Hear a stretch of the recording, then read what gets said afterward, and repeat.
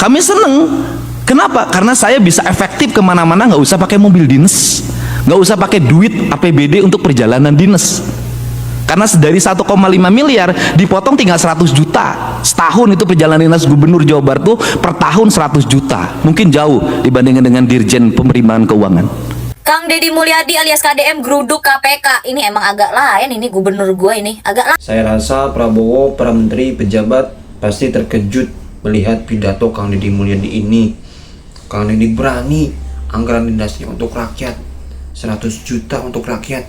Ya, saya rasa sedikit sekali pejabat yang bermental seperti ini. Hanya pejabat yang ikhlas, yang bermental ikhlas lah, yang bisa seperti ini. Ya, bahkan Kang Deddy berani datangi KPK, teman-teman. Luar biasa ini. Ya, Prabowo, para menteri pasti terkejut melihat ini. Ini Bapak Aing emang. Salam APBN, ambil positif, buang negatif. Biasanya para pejabat itu menghindari KPK. Lah ini Gubernur Jawa Barat, buset, nyamperin. Kang Deddy, ini udah kejauhan Kang Deddy, beneran kejauhan Kang Deddy. Semoga Kang Deddy dan keluarga selalu dilindungi sama Allah, sama Tuhan. Kita ini hidup di negara, kalau ada orang jujur, orang tulus, orang baik, itu malah malah dicecer gitu. Gua nggak tahu mau sampai kapan ngontenin Kang Deddy Mulyadi, karena isi FYP gua itu isinya cuman Gubernur Jawa Barat, cuman Kang Deddy Mulyadi isinya. Gua pribadi itu sampai lupa program-program pemerintahan, program-program Pak Prabowo sebagai presiden, program pejabat-pejabat lain waktu kampanye itu apa aja, gua lupa. Ini kalau konsepnya begini, ya jelas makin jelas kenapa Kang Deddy Mulyadi makin banyak gak ada yang suka, makin banyak makin banyak dikritik, makin banyak dijauhi pejabat-pejabat besar, makin ini, makin itu. Aduh, ini nih penyebabnya yang kayak gini-gini nih Kang Deddy. Masalahnya pejabat-pejabat Indonesia itu kurang menyukai adanya kejujuran dan transparansi. Lah ini Kang Deddy Mulyadi di YouTube channel, di mana, wawancara mana, acara mana, ngebongkar anggaran APBD, ngebongkar lah pejabat-pejabat, ngebongkar ini, ngebongkar itu, sekarang ngegeruduk KPK, minta anggaran Jawa Barat diawasi supaya tidak ada yang natskal-natskal, tidak ada tikus-tikus berdasi. Iki piye tah, orang ngejauhin KPK, dia malah nyamperin. Kalau pejabat-pejabat naskal sebutannya tikus berdasi, kalau Kang Deddy Mulyadi kata gua mah kucing, nyawanya banyak. Pejabat lain kalau datengin KPK itu karena kesandung kasus. Lah ini gubernur gua, Gubernur Jawa Barat, Bapak Aing nyamperin KPK, minta ngawasin anggaran Jawa Barat. Emang agak lain, dari awal juga konsepnya udah agak lain ini gubernur gua. Coba yang di daerah lain, provinsi lain, gubernurnya ada nggak yang agak lain kayak bapak gua begini? Kata gua, ini ya Kang Deddy Mulyadi, lawan-lawannya kata gua keburu AFK, tahu kagak? Keburu AFK duluan. Mau ngikutin programnya Kang Deddy keburu gengsi, nggak diikutin tapi programnya oke, programnya bagus, tapi ya kata gue ini mah juga kalau mau lawan Kang Deddy Mulyadi ya berat. Ini kalau yang kebiasaan makan-makannya sampai perutnya gendut dari uang hasil rakyat gitu ya, apa nggak keringet dingin? Apa nggak ketar-ketir dia orang? Jangankan pejabat-pejabat yang keringet dingin yang ketar-ketir, lah kita yang selalu nyebut dia Bapak Aing, ibarat kata kita anak-anak online-nya dia, lah kita juga ketar-ketir, keringet dingin juga ini. Ketika pejabat-pejabat lain itu backingannya itu orang-orang tinggi, backingannya itu orang-orang kaya, orang-orang berduit gitu kan, backingannya mereka gitu.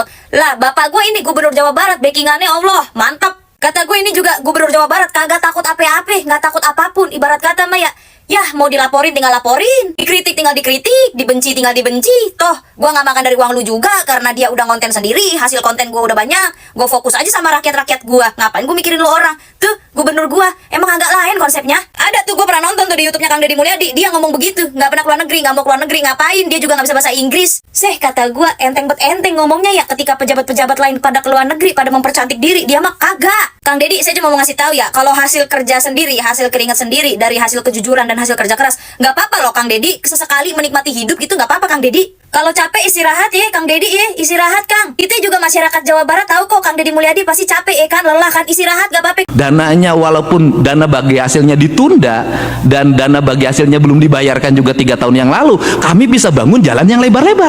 Lihat Jawa Barat. Kami bisa pasang PJU di seluruh jalan. Kami bisa menggratiskan sekolah SMA dan membangun puluhan ruang kelas, ratusan ruang kelas baru, dan membangun puluhan unit sekolah baru. Kami seneng. Kenapa? Karena saya bisa efektif kemana-mana, nggak usah pakai mobil dinas, nggak usah pakai duit APBD untuk perjalanan dinas. Karena dari 1,5 miliar dipotong tinggal 100 juta setahun. Itu perjalanan dinas gubernur Jawa Barat tuh per tahun 100 juta. Mungkin jauh dibandingkan dengan Dirjen Penerimaan Keuangan. Dan kami setiap hari berhadapan dengan apa? Dengan masalah, Pak. Masalah apa? Rumah roboh harus dieksekusi dibangun hari ini. Jembatan roboh harus kami eksekusi hari ini. Dan kami hari ini sudah merambah saja, bukan yang kewajiban provinsi, yang kewajiban nasional pun kami bangun. Jalan di Kerawang karena sudah berpuluh-puluh tahun macet, padahal itu kawasan industri penghasil pajak yang tinggi bagi nasional. Kemudian jalannya tidak dibangun-bangun, jembatannya tidak dibangun. Kami hari ini bagi dua, jembatan 250 miliar dibangun oleh provinsi, jalannya 40 miliar dibangun kabupaten. Gerbang tol Karawang Barat dan Karawang Timur kami bangun. Dan kami hari ini membantu pemerintah untuk mengembalikan aset PJT 2 dalam bentuk sungai yang disewa-sewakan oleh warga, yang itu ratusan miliar. Kami berhadapan dengan siapapun untuk dikembalikan kepada negara, sungainya difungsikan. Aset BBWS yang hari ini menjadi bantaran sungai, menjadi banjir, kami bongkar, kami kasih santunan warganya, kami pindahkan. Kami lakukan itu. PTPN, hubungan antara ATR BPN dengan PTPN, izin lokasinya nggak keluar-keluar, HGU-nya puluhan tahun nggak keluar, kami bereskan. Kenapa? Kami tidak memandang pusat dan daerah, kami memandang ini adalah negara kesatuan Republik Indonesia. Dan kami tidak ngomong biaya. Bahkan saya menawarkan, pengacaranya saya siapin, dampingin, kami berhadapan. Setiap hari kami harus ngurusin apa? Geng motor. Anak-anak yang mengalami problem lingkungan, kena ke HIV segala macam, kami selesaikan itu semua. Saya katakan, tidak semua kepala daerah ini tidak peduli sama rakyat. Tidak semua kepala daerah ini brengsek. Banyak kepala daerah yang baik yang bisa melaksanakan tugas dalam keadaan posisi yang sangat sederhana. Nah, dalam kerangka ini, apa sih yang menjadi problem? Problemnya yang berikutnya adalah daerah tidak membelanjakan uangnya dengan baik sesuai dengan yang diberikan. Bukan salah daerah. Saya berikan contoh. Kalau kabupaten kota belanjanya salah, tidak efisien, tidak tepat, tidak sesuai dengan kebutuhan publik, yang salah gubernur. Karena tidak bisa APBD dilaksanakan kalau tidak mendapat evaluasi gubernur.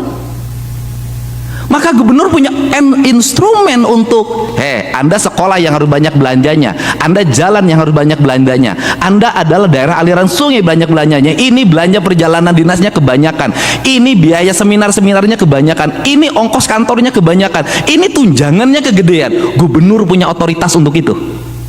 Apa problem selama ini? Problem selama ini adalah gubernur memeriksa anggaran kabupaten kota administratif. Evaluasinya administratif. Saya jadi bupati lama, saya baca, bukan isinya yang dibaca, administratif saja, tidak pada substansi. Maka gubernur Jawa Barat hari ini adalah substansi. Saya pakai ketentuan 7,5% dana APBD harus untuk infrastruktur jalan, karena kebutuhan di Jawa Barat adalah jalan. Kemudian dana bagi hasil pajak kendaraan bermotor yang dibagikan oleh pemerintah provinsi kabupaten kota harus 100% untuk jalan, dan provinsi pun untuk jalan dan kelengkapannya komitmennya sama.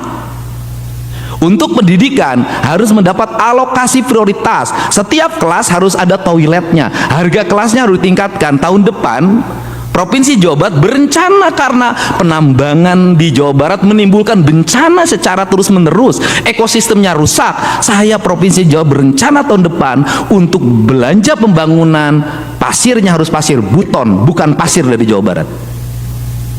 Untuk apa? Membangun masa depan, bangunan yang kokoh, karena pasirnya kualitasnya makin menurun, nggak bisa lagi diandalkan. Nah, ini kemudian kalau gubernur salah dalam membelanjakan, tidak tepat dan tidak sesuai dengan sasaran, yang salah Mendagri.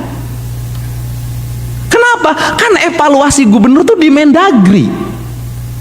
Mendagrinya harus detil, administratif, panggil kepala daerahnya, diuji, Anda belanja sekian, harus paparan. Selama ini saya para bupati wali kota sebelum nyusun APBD, paparan di depan gubernur. Saya pernah Majalengka, kamu belanja jalannya berapa? Cuman 120, nggak bisa, aku pengen 200.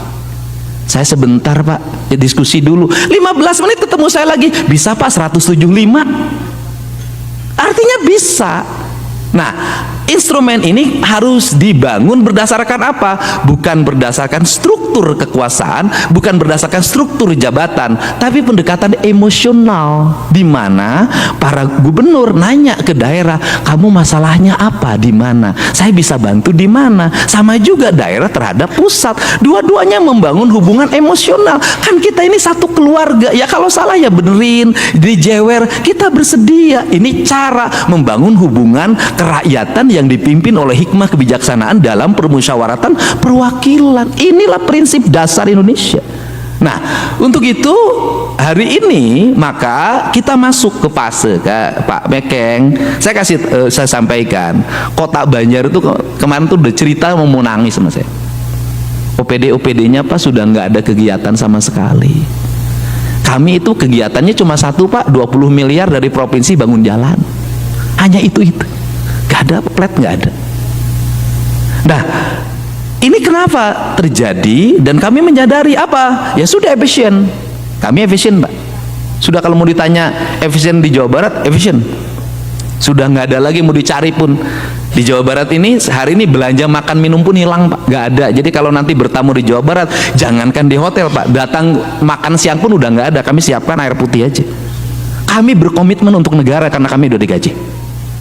Nah, kemudian tetapi saya punya harapan. Kenapa? Setelah kami efisien, kami masih bisa membangun. Itu bisa dilihat misalnya anggaran infrastruktur jalan dulu Pak I sekitar 400 kan. Sekarang jadi justru dengan dipotong 2,458 triliun, kami malah menjadi 4,1 triliun. Semuanya naik tinggi, naik, semuanya mengalami kenaikan, tetapi memang ada pos yang hilang sama sekali, tidak ada. Jadi kegiatan di provinsi, kegiatannya hanya tersentral di 5. 1 di sekolah pendidikan, 2 di kesehatan, 3 di infrastruktur jalan, 4 di infrastruktur irigasi, yang kelima di energi, PJU, dan berbagai kegiatan lainnya yang menjadi penunjang infrastruktur. Di luar itu sudah tidak ada lagi kegiatan sosialisasi, fasilitasi, nggak ada lagi, hanya menikmati gaji dan tunjangan. Itu pun kami lagi berstrategi hari ini, berstrategi. Nah, ini didorong. Nah, semua itu kemudian pada akhirnya apa harapan dari pemerintah Provinsi Jawa Barat dan Kabupaten di Jawa Barat terhadap kebijakan fiskal?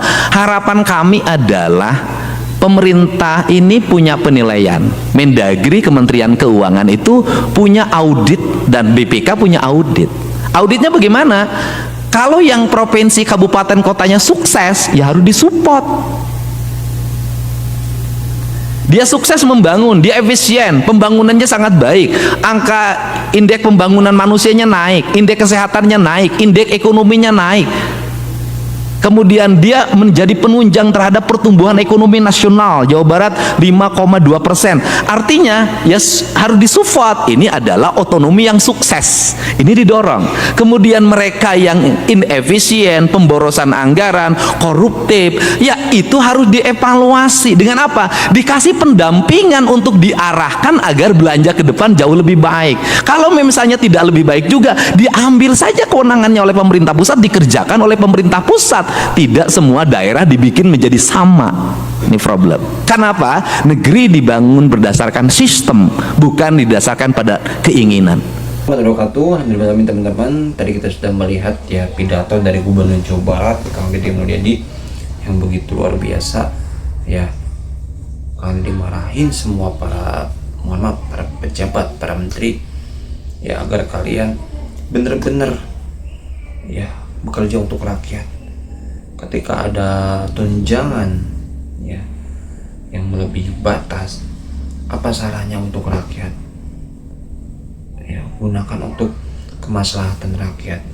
Contoh seperti Kang Deddy, anggaran perjalanan dinas 100 juta per tahun ya, itu ditiadakan, dihapus untuk yang membantu pembangunan sekolah ya, penyaluran bantuan kepada rakyat miskin. Ini sungguh luar biasa teman-teman ya, Kang Deddy Mulyadi. Saya rasa ini harus mental pejabat yang ikhlas, yang seperti ini ya teman-teman. Tidak semuanya bisa seperti ini. Ya saya yakin, karena mohon maaf ya, uang segitu banyaknya pejabat pasti ya hanya bermental ikhlas lah yang bisa ya teman-teman, bermental udah dunia nggak ada apa-apanya gitu ya. Ya ini harus ditiru nih ya para pejabat yang lain ya, karena dimulai di ini ya. Ini harus ditiru ya kalau emang mau ya Indonesia maju ya teman-teman.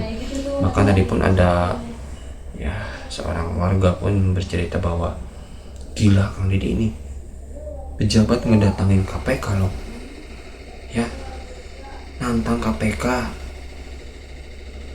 Ini baru kali ini ya ada pejabat datangin KPK, nantang KPK ya. Sebelumnya nggak ada yang berani tuh nantang KPK, datangi KPK. Ini Kang Deddy sangat berani ya teman-teman ya. Karena apa ya, ya untuk kemaslahatan, untuk rakyatnya, untuk warganya. Ini luar biasa ya teman-teman ya, luar biasa. Saya rasa Prabowo, para menteri pasti terkejut melihat pidato dari Gubernur Jawa Barat ini. Anggaran dinas dipotong, anggaran makan dipotong ya, luar biasa, ini luar biasa. Mudah-mudahan jadi contoh ya untuk para pejabat lainnya. Segera sadar Pak, sadar ya. Pejabat lain tolong sadar ya Pak ya, luar biasa ya. Oke, itu di video ini. Terima kasih, semoga ada manfaatnya. Sampai berjumpa di video. Assalamualaikum warahmatullahi wabarakatuh.